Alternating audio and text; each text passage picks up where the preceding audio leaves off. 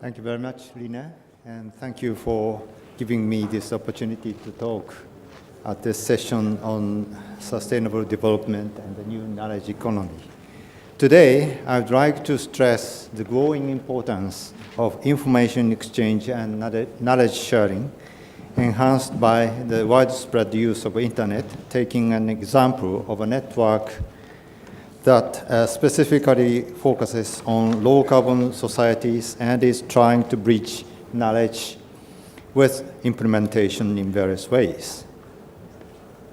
Ladies and gentlemen, low-carbon transition is one of the greatest challenges of our modern societies. Policymakers, researchers, business and civil society groups need to learn lessons from experiences gained elsewhere and the opportunities for alternative development paths and leapfrogging to avoid carbon lock-in.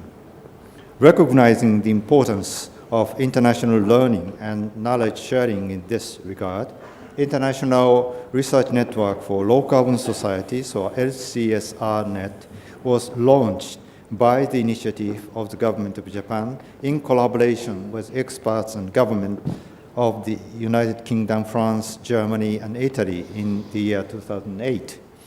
This is the researchers' network which dedicates to policy-making processes to promote low-carbon societies, and its aim is for researchers to collaborate and exchange lessons in developing their own distinct vision of a low-carbon society, what these visions would look like, and how the transitions to a low-carbon society might be achieved.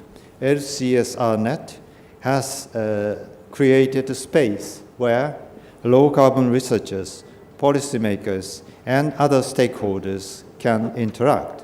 The network has invited policymakers and recognize the importance of enhancing scientific support for climate policy design and implementation, and encouraging collaborative research and information dissemination.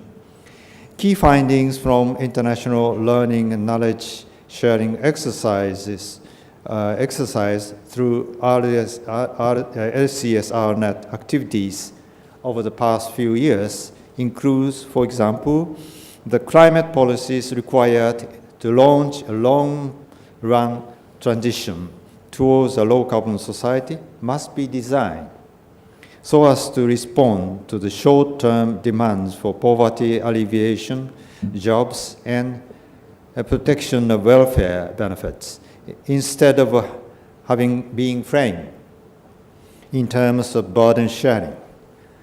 They can contribute to an economic development driven by green growth, with a view to securing sustainable development involving changes in consumption patterns, technologies, and lifestyles.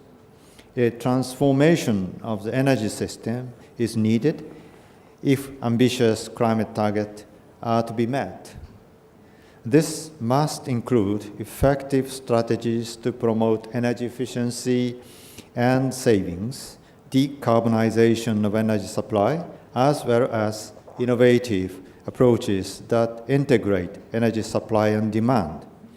Recent behavioral research provides some evidences that people are willing and able to change the way they consume energy, such as behavior change triggered by the Fukushima accident in Japan. This was, I believe, was introduced by Vice Minister Yatsu yesterday throughout the yesterday's session.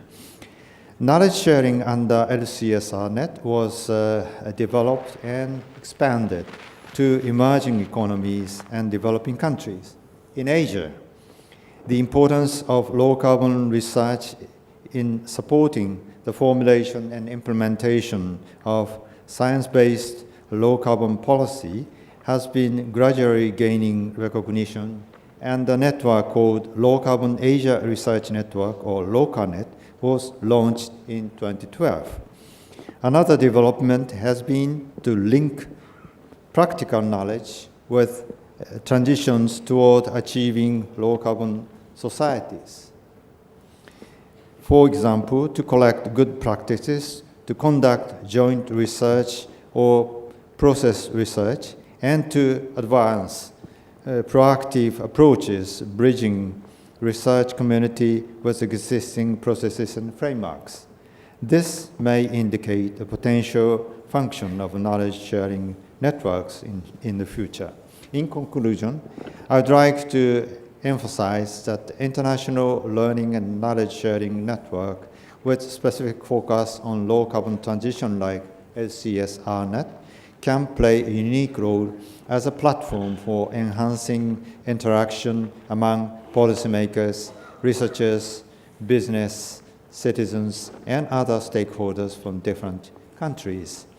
Finally, let me take this opportunity to introduce a message from Secretary General of the Japan Charter of the Club of Rome, Mr. Naoyuki Haraoka, in which he emphasized that Japan Charter would like to make contributions to the challenge of sustainability in Asia, and for this purpose, promote cooperation with India and other countries in this region, building on the visit of Dr. Pachauri to the annual meeting, steering committee meeting of the Japan Charter in last year, and the exchange of views there.